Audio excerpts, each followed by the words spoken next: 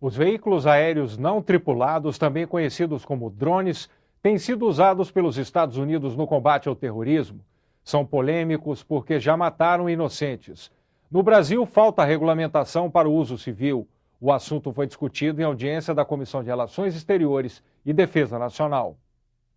Os veículos aéreos não tripulados, chamados de VANTs ou drones, podem ter fins militares ou civis.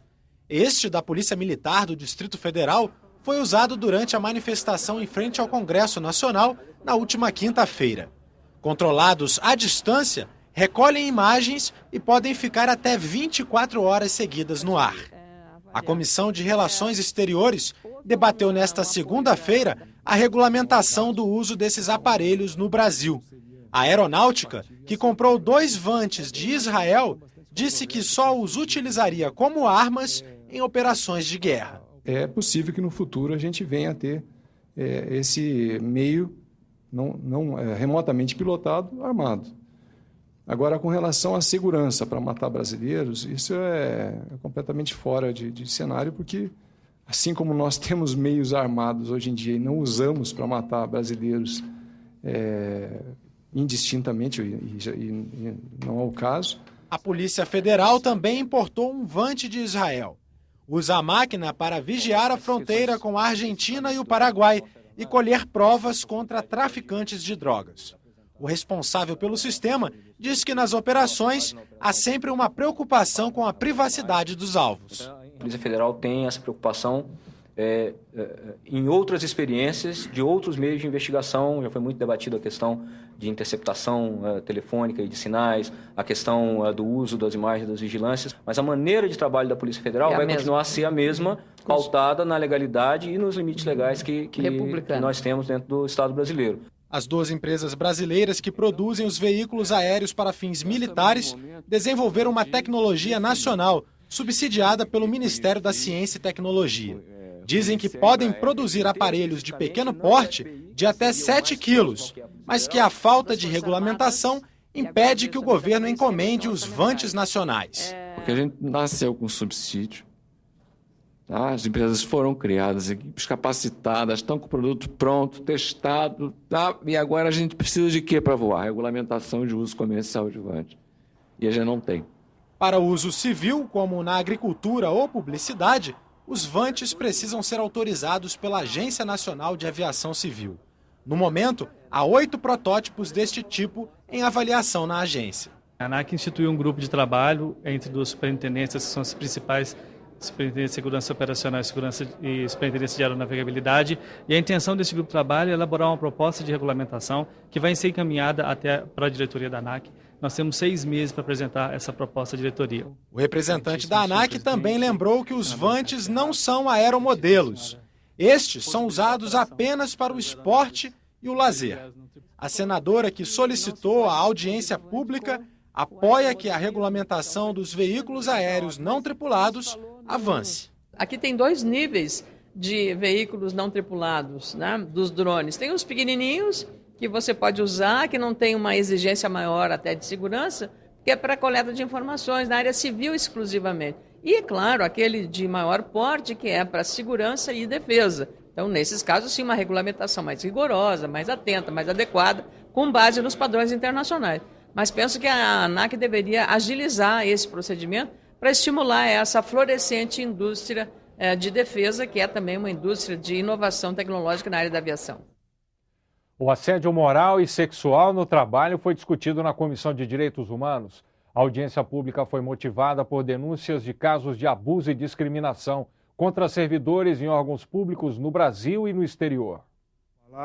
Foi uma audiência emotiva. Por lei, aplausos,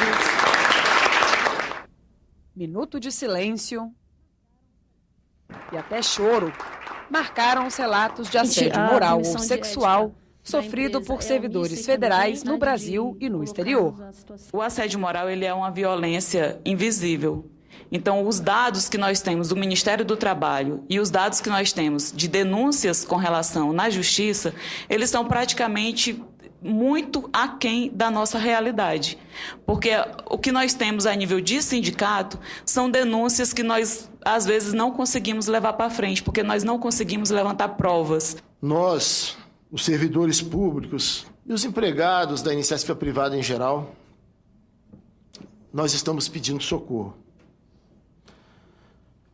Na polícia, como eu já falei, o problema, eu imagino que ainda é um pouco maior. No ano passado, tivemos quase um suicídio por mês. Os participantes cobraram mais visibilidade ao tema. O assédio moral não é praticado por certas carreiras em detrimento de outras. Importa esclarecer esse aspecto porque, em alguns ambientes de trabalho, há uma percepção equivocada de que determinadas carreiras assediam outras. Não! Assediador tem nome e CPF. Deve, pois, ser trazido a público e execrado por atentar contra a dignidade humana. A depressão, ela não só se desenvolve, mas ela aumenta em virtude do assédio moral e da discriminação. E ela é a doença hoje do serviço público. A depressão, ela tem crescido no serviço público nos últimos anos e ela é em virtude especialmente do assédio moral e da discriminação. Também foi unânime o pedido para que se encontrem soluções para o problema. A punição para essa espécie de crime ainda não existe de forma clara na legislação brasileira, mas existe a necessidade imediata não apenas de conscientizar e educar o público e os trabalhadores sobre o tema, como também de regulamentá-lo com normas eficazes de punição através de uma lei. Os poderes executivo e legislativo precisam pavimentar um entendimento a fim de encontrar solução legislativa para punir a prática do assédio moral no serviço público. O que mais me preocupa é que a prática é tão usual na Polícia Federal que o assediador acha que não está cometendo nenhuma falta. E o assediado, em muitas das vezes, acredita que aquilo é normal. Eu só espero que aquilo tudo está sendo dito aqui sirva também para achar caminhos e soluções de imediato contra a questão do assédio moral e sexual.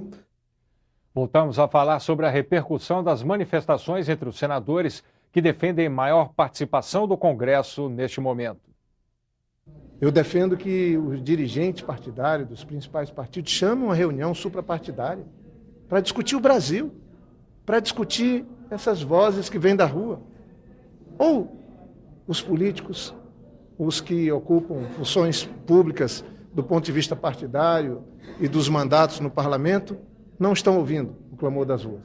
O que nós devemos fazer neste momento, no Senado Federal, é de forma célere construir uma agenda propositiva, uma agenda que dialogue com as manifestações que estamos assistindo por todo o país. Esta casa tem soberania, esta casa tem autonomia, e nós temos sim uma pauta que pode e deve ser desenvolvida de modo a oferecer respostas para inúmeras questões que estão colocadas nesse ambiente, nessa conjuntura que nós estamos vivendo. Na página da TV na internet você pode rever as principais reportagens desta edição. O Jornal do Senado termina aqui. Boa noite e até amanhã.